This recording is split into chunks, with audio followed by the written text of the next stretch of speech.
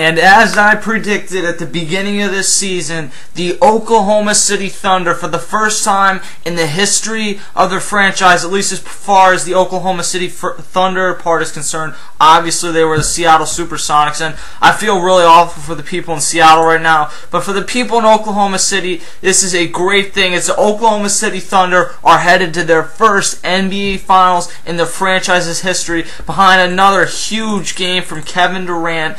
34 points, 14 rebounds, 5 assists, a steal, and 2 blocks.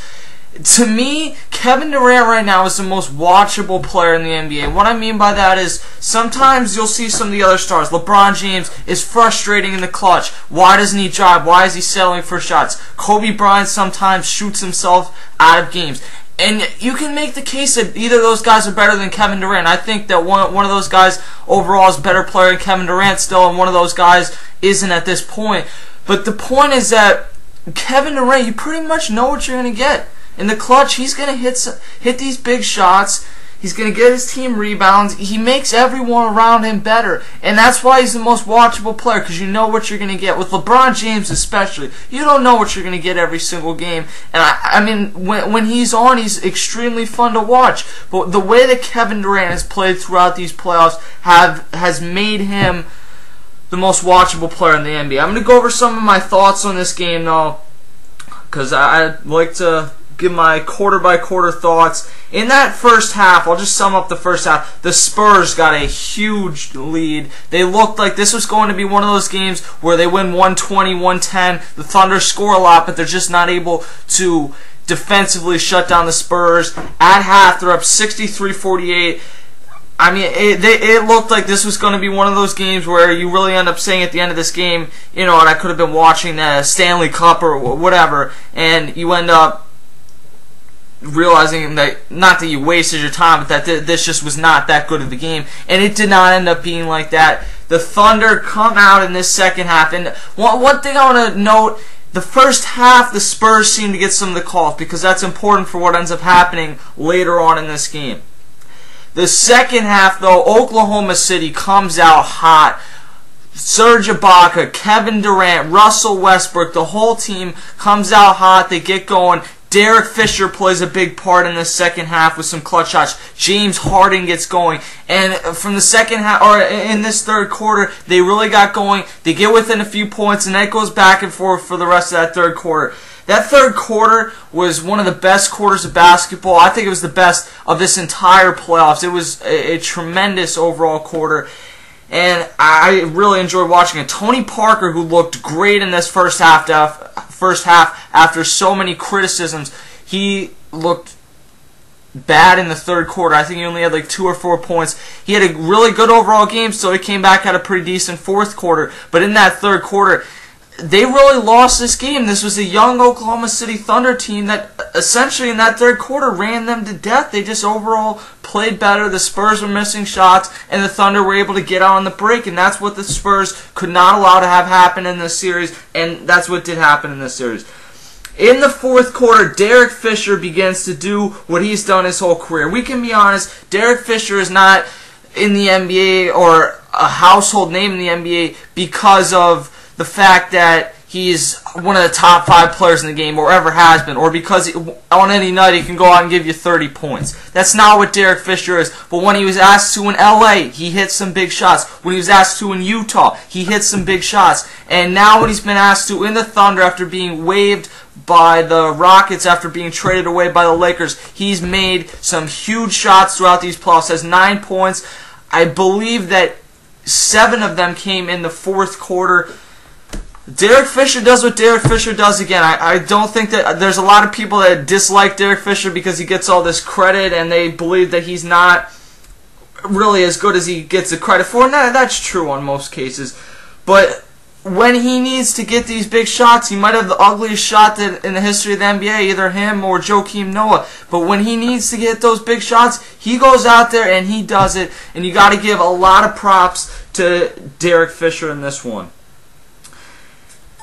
As the fourth quarter goes on, I should say, James Harden hits a big 3 to make it 99-93. The Spurs get back within a couple, and then they miss a few straight threes with under a minute left, And from there, Kendrick Perkins hits a big dunk, and you pretty much knew that the Oklahoma City Thunder were headed to the NBA Finals for the first time in the history of their franchise. And it's really been a fun playoffs to watch. The Spurs, for as much as everyone says that they don't like watching the Spurs, I've really enjoyed watching the Spurs, and I've enjoyed watching the Thunder. I'm going to enjoy watching the Thunder in the NBA Finals. This is one of those series where you really wish that it could have gone to 7 games.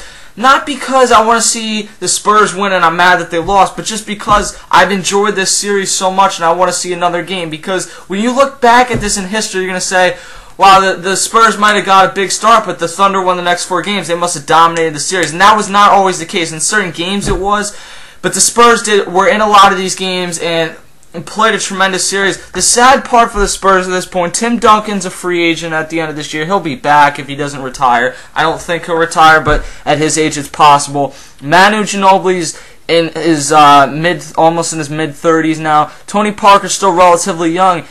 But, I mean, you look at some of the other guys, Steven Jackson. This is not a young team, and you wonder if maybe this was their last shot at really making a legitimate NBA Finals run.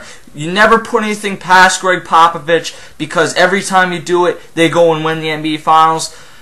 But it kind of feels like this is the end for the San Antonio Spurs. And I don't really have any evidence to believe that, but you just get that feeling that a young team like the Thunder beating them in a situation where you know Tim Duncan and Manu and Tony Parker would have won normally, it kind of makes you think that maybe that's a little symbolic for what is to come in the future. I don't know, I'm just throwing that out there, not trying to piss Spurs fans off, but probably did anyway. Tony Parker 29 and 12 today, Tim Duncan 25, 14 boards, and 2 assists, 2 blocks, 2 turnovers. He had a great game today in that fourth quarter. He went to work, and ultimately, defensively, they couldn't get enough stops for his work to really matter. Manu Ginobili, 10 points. Disappointing game from him. He shot 4 of 12. The last 2 games were disappointing for him.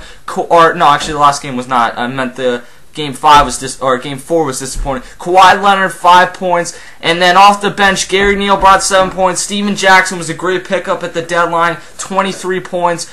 And that's pretty much going to close the book for the San Antonio Spurs. As far as the Thunder, who go on, led by Kevin Durant, as I mentioned, 34 points, 14 rebounds, 12 of 15 from the line, 9 of 17 from the field, a steal, only 2 turnovers, and when you have the ball in your hand that much, that's really not that bad. 2 blocks.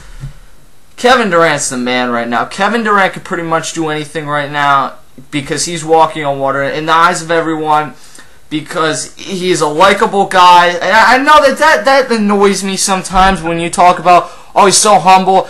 Great, is he a good basketball player? And that's all I really care about. But Kevin Durant, when he goes and hugs his mom, the game's not even over, and he's going to hug his mom, it really, like, it's, to me, that was a symbolic thing, and I love to see the Thunder. I love watching this team, I'll put it that way. I'm not necessarily rooting for anyone. My team, the Sixers, is out. But the Thunder have been really fun to watch. Serge Ibaka, 10 points. Davos Sevolosha, 9 points. Russell Westbrook had a nice game tonight. 9 of 17. He shot over 50%. 6 of 7 from the free throw line. And 8 assists, 5 assists, 8 rebounds. He did have 5 turnovers, but 25 points and 8, you'll take it.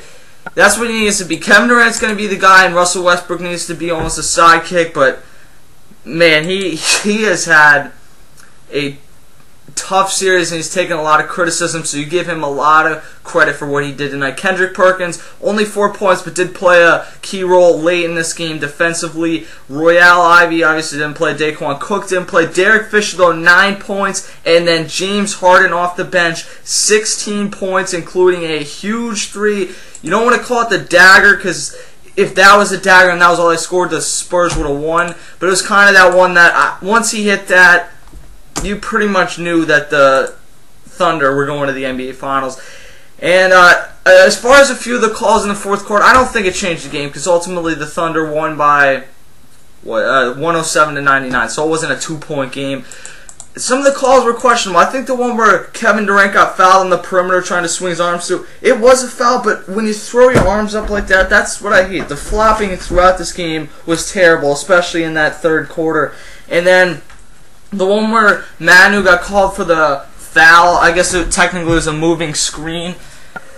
I know that he wasn't necessarily in position, and he said a hard screen, but at this point, it's so hard to tell what's a hard screen or what's just a guy flopping, and I thought that that was okay. He was trying to get in position, set a screen. I thought that that was cool, and that was a missed call by the refs. Overall, though, congrats to the Oklahoma City Thunder, and congrats to the San Antonio Spurs on a great season, and I will continue to cover everything in the book on the NBA and every other sport, and along with the people that helped me here on the Real Sports Talk Network. NBA Finals is going to be great coverage. And then the Eastern Conference Finals, Game 6 tomorrow night. Can Miami hold off Boston from going to the third championship in the Big Three era? We shall see tomorrow, and I'll be here to do it all on the Real Sports Talk Network. Hit me up on Twitter at CashKelly, KASHKelly_TRST, and also like the Real Sports Talk on Facebook. Deuces.